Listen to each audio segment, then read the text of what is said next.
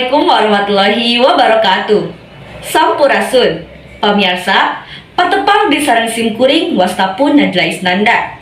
Pamirsa, dina dangdut ayeuna simkuring baris jarengan pamirsa sadayana dina acara IB News edisi Salasa 21 Februari tahun 2023. Lato-lato di zaman digital, kaulinan zaman baheula tos seueur anu teu araya.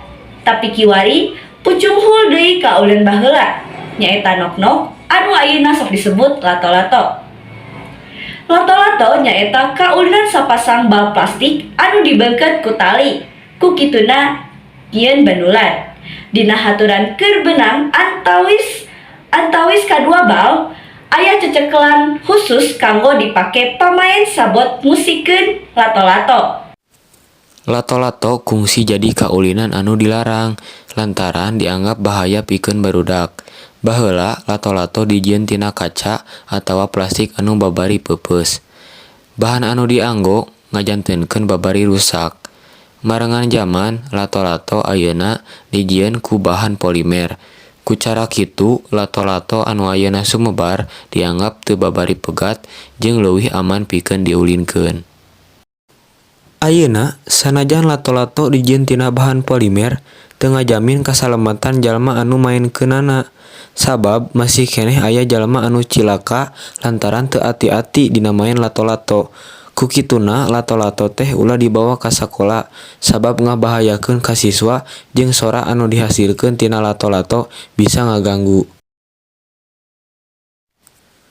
Numutkeun Ibu Yuli langkung sae upami urang henteu ulin lato-lato di tempat anu tiasa ngaganggu katengtreman balarea. Sabab tungtungna urang hirup babarengan dina tempat anu sami sareng kedah ngahormatan urusan pribadi masing-masing. Anu hoyong maen lato-lato tiasa di tempat anu sejen anu teu ngaganggu jalma loba. Pamirsa, ayeuna simkuring tos kasambung ka saderek Anisa Lutfi anu tos aya di Kampung Panyadap. Mangga ka saderek Anisa Lutfi. Pamirsa satia IP News, simkuring di dieu nuju aya di Kampung Panyadap. Kampung Panyadap katelah kampung anu kerame ku cocooan nyaeta lato-lato atawa nok-nok. Simkuring bade ngawawancara salah sahiji warga anu bade janten narasumber. Lajeng parantos abi nuju aya sareng narasumber. Wilujeng siang Ibu. Wilujeng siang. Sareng Ibu saha? Sareng Ibu Ida. Ibu Ida. Ibu uninga ngeunaan lato-lato. Kuninga.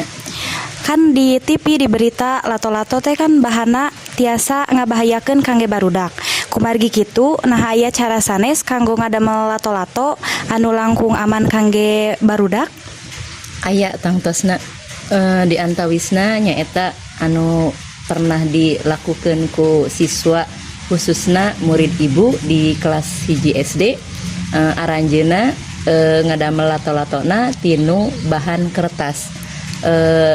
Aranjeuna ngadamel lato-lato dengan berbagai bentuk di antawisna bentukna sapertos bentuk urang ngadamel kipas aya oge anu ngadamel sapertos buleud sapertos lato-lato oge.